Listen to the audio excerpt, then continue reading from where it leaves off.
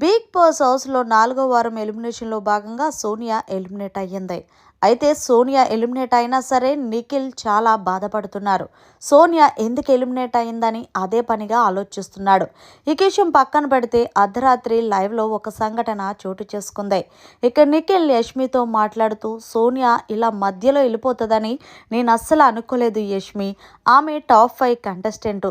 ఎందుకు వెళ్ళిపోయిందో నీకు తెలుసా అంటే యష్మి, ఏమో నాకు కూడా అర్థం కాలేదు. ఆదిత్య అన్నకి చాలా ఓటింగ్ తక్కువ. నేను ఈ వారం ఆదిత్య అన్నయ్య వెళ్తాడనుకున్నాను. కానీ సోనియా ఇలా వెళ్ళిపోయిందంటే నిఖిల్ అంటున్నాడు ఆమె వెళ్ళడానికి కారణం ఆ గర్ల్సే. ఎందుకంటే ఆమెని అలా పోర్ట్రేట్ చేశారు కాబట్టి. నిఖిల్కి సోనియా ఏది చెప్తే అదే పాటిస్తాడని జనాలందరికీ నమ్మించేశారు.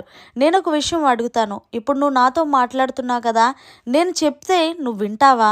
ఏమన్నా మనం విన్న చిన్నపిల్లలా అంటూ సోనియా గురించి ఇంకా ఆలోచిస్తున్నాడు నిఖిల్. ఇక యష్మి కూడా నిఖిల్కి సపోర్ట్గా, అవును సోనియా మీద నెగిటివ్ ఉండొచ్చు కానీ మరీ అంత నెగిటివ్ అనేది ఉండకూడదు. నాకు కూడా అనిపించింది, ఏంటి ఒక అమ్మాయిని ఎంత టార్గెట్ చేస్తున్నారంటూ యష్మి సోనియా వెళ్ళిపోయిన తర్వాత బయటపడింది.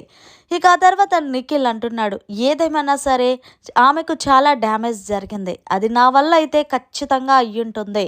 కానీ ఆమె వెళ్ళకూడదని నేను అనుకున్నానంటూ ఎమోషనల్ అవుతుంటే యష్మి, జరిగిందేదో జరిగిపోయింది.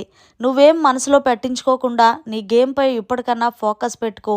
ఎవరితోని బంధం అనేది కొనసాగించకంటే అది లేదు యష్మి. ఖచ్చితంగా హౌస్లో నుంచి సోనియా బయటికి వెళ్ళిందంటే ఆ నలుగురు గర్ల్సే కారణం అంటూ చెప్పుకొస్తున్నాడు నిఖిల్.